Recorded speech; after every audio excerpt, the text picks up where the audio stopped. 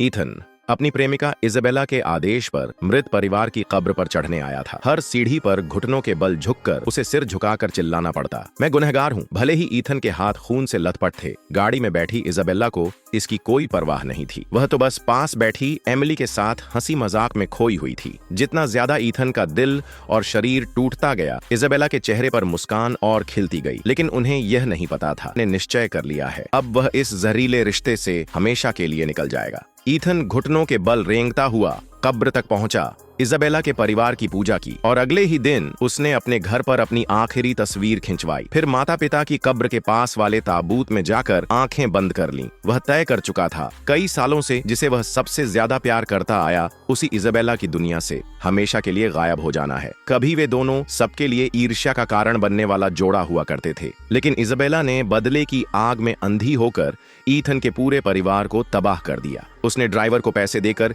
Ethan की मां को गाड़ी से कुचलवा दिया। पिता ने सदमे में आकर इमारत से छलांग लगा दी, और यह सब सिर्फ इसलिए क्योंकि इज़ाबेला के पिता की मौत ईथन के पिता के ऑपरेशन टेबल पर हुई थी। आखिरकार दुख में डूबी ईथन की मां ने भी आत्महत्या कर ली। उस दिन से इज़ाबेला के दिल में जहर भर गया। वह चाहती थी ईथन भी वही दर्द महसूस करे जो उसने माता पिता खोकर महसूस किया था। हर बार जब ईथन अपने माता पिता से मिलने जाता, इज़ाबेला उसे रोक लेती। उनका अंजाम तय था, यह रिश्ता कभी चैन से नहीं जी पाएगा। अगले दिन इज़ाबेला ने कई अजनबी पुरुषों को घर बुलाया। वहाँ खेल के नाम पर ईथन को अपमानित किया गया। सीधे उसका चेहरा मिर्च के पानी में डुबो दिया गया। लेकिन यह भी इज़ाबेला के लिए काफी नहीं था। असल में यह सब सिर्फ ईथन की आत्मा तोड़ने के लिए था। उसे नहीं पता था कि वह धीरे धीरे ईथन को मौत की तरफ धकेल रही है। इज़ाबेला ने एमिली को घर बुलाकर कहा, अगर एमिली ने मुझे दिल दान न किया होता तो मैं आज जिंदा न होती। पर सच ये था, दिल तो ईथन ने दान किया था, अपनी जान दांव पर लगाकर। लेकिन इस महान बलिदान का श्रेय एमिली ने चुरा लिया। इज़ाबेला ने न सिर्फ इस पर यकीन नहीं किया, बल्कि ईथन को आदेश दिया, एमिली के लिए चिकन सूप बनाओ। रात को ईथन सूप लेकर पहुंचा।